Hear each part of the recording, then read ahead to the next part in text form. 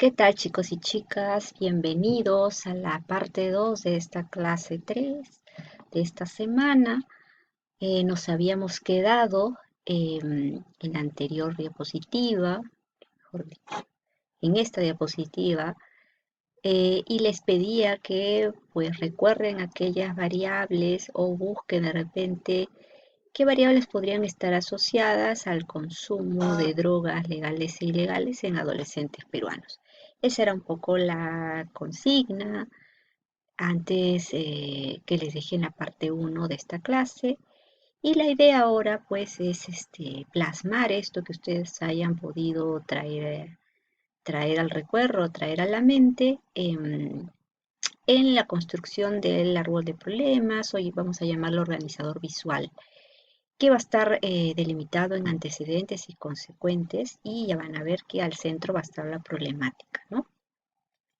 Entonces vamos directo a esta parte. Al centro la problemática, que va a ser riesgo de uso y consumo problemático de drogas legales e ilegales en adolescentes peruanos. Lo llamamos consumo problemático sobre todo por el tema del alcohol, porque el alcohol se reporta, ya se ha estudiado como un consumo problemático, aquel que se da sobre todo pues de manera más frecuente en los adolescentes, ¿no? Entonces, no tanto este consumidor o bebedor social, sino la problemática o el riesgo se da con estos atracones de alcohol que se dan, y no solo en adolescentes, en adultos, pero ahora lo estamos viendo muy frecuente en adolescentes, ¿no? Entonces, por eso se ha puesto consumo problemático. Entonces, vamos a ver en esta dónde se colocan los antecedentes, dónde van a estar los consecuencias, y vamos a ver cómo hemos construido estos antecedentes en relación a esta problemática. La construcción de todos estos antecedentes va a estar marcado por la búsqueda de diferentes fuentes empíricas, teóricas, para poder dar cuenta de cómo puede estar asociado a esta problemática. Y los hemos dividido en esos factores que son de repente considerados más personales e individuales, y aquellos factores que pueden considerarse más parte del contexto o factores ambientales. Entonces, empecemos un poco por los individuales, como por ejemplo la disposición para el consumo de drogas.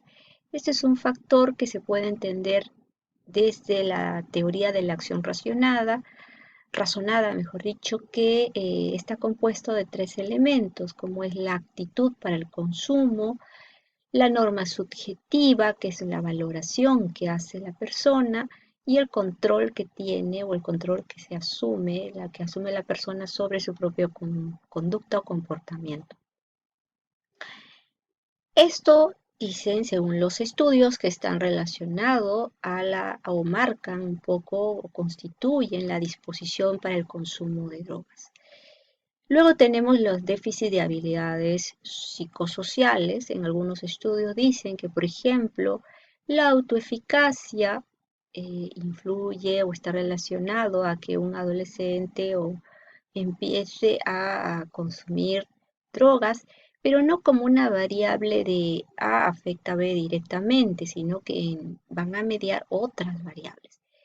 Pero estamos tratando de hablar de una por una de ellas, ¿no? Pero ya sabemos que la idea es que no asuman ustedes que una sola variable va a determinar que un adolescente va a consumir drogas, ¿no? Pero puede ser que esta variable asociada a otra variable y a otras variables más, pues puedan predisponer en un mayor nivel a que ese adolescente consuma drogas. Otras habilidades, pues la solución de problemas también. Otro antecedente importante son los rasgos de personalidad que predisponen al consumo de drogas. De repente han tenido oportunidad o ya lo están viendo en algún curso sobre el estudio de los factores de personalidad, ¿no? Dependiendo del modelo teórico, pues en algún momento esto les va a sonar de repente más conocido. Algunos de los rasgos de personalidad relacionados al consumo de droga viene dado por la impulsividad o la búsqueda de sensaciones. Ustedes van a ver estudios que relacionan personalidad con consumo de drogas, van a ver que son estos dos rasgos los que salen con mayor frecuencia relacionados a este consumo problemático. También está, por otro lado, la baja percepción de riesgo. Esta es una variable altamente, em, digamos, frecuente, ¿no? Lo que se ve es como uno puede saber, pues, que de repente el consumo de marihuana puede causar ciertos efectos, pero uno asume que eso no le va a pasar, ¿no? Eso es lo que les decía anteriormente, que uno siente que está en control, ¿no? Que ese riesgo no lo tengo yo, no lo tiene otra persona, otros que no sé que les puede pasar a otra persona menos a mí, ¿no? Entonces, eso está relacionado a la baja percepción de riesgo. Y eso se ha visto por estudios que, por ejemplo, la marihuana tiene una baja percepción de riesgo y eso influye para que los adolescentes lo consuman sin em, ningún tipo de control, ningún tipo de, digamos, sentido de que eso le puede causar algún peligro, ¿no? También está asociado a que hay ciertos problemas de salud mental que pueden predisponer a una persona al consumo de drogas, como por ejemplo si uno tiene un trastorno antisocial o un trastorno límite o border o trastorno dependiente también, ¿no? No es que el solo trastorno, como les decía, va a ocasionar que una persona automáticamente consuma drogas, no, pero puede predisponerlo a este consumo. La omnipotencia, pues, es una variable que de hecho es parte de el desarrollo propio de la adolescencia, ¿no? Como la omnipotencia, ustedes van a ver que en esta etapa se va a incrementar mucho más. Y esto puede también ser un factor de riesgo si es que se asocia a otras variables. Esto en cuanto a lo individual. Ustedes van a ver que está sombreado en negro aquellas variables que pueden, los vamos a tomar en cuenta para las preguntas de investigación que vamos a formular después. Pero estas variables también dan cuenta de esos constructos psicológicos que pueden ser estudiados en relación a esta problemática. Si bien se puede estudiar también la impulsividad o la búsqueda de sensaciones o algún tipo de trastorno, he tratado de resaltar aquellas variables, sobre todo que tienen un alta frecuencia de estudios, mayores evidencias en relación a que están asociados a la problemática, ¿no?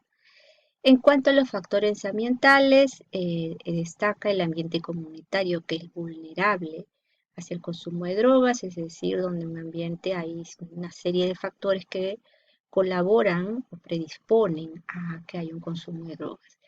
Puede ser un ambiente en donde haya desorganización comunitaria, en donde vivan pues personas pues que también consumen drogas, en donde haya una venta de drogas, por eso permisividad del consumo de drogas en la comunidad, o también que haya pares, o sea, otros adolescentes con actitudes favorables, y ya sea que lo vendan o usen drogas, ¿no? Y por último, la disponibilidad de drogas en la comunidad, que es algo que veníamos hablando. Por otro lado, también eso está en cuanto al ambiente comunitario, ¿no? Estamos digamos, esos factores de comunidad. Si nos centramos más en la familia, encontramos otros factores como puede ser un ambiente familiar vulnerable al consumo de drogas, puede estar marcado por los estilos parentales o los estilos de crianza, cómo estos estilos pueden también, hay tipos de estilos, como ciertos estilos están asociados a un mayor consumo porque relacionada a otras variables, van a hacer que esta predisposición sea mayor. Por otro lado, que también haya un uso de drogas o consumo de drogas y actitudes favorables hacia este consumo en los propios familiares, ¿no? Esto también es un factor que se ha visto que influye muchísimo.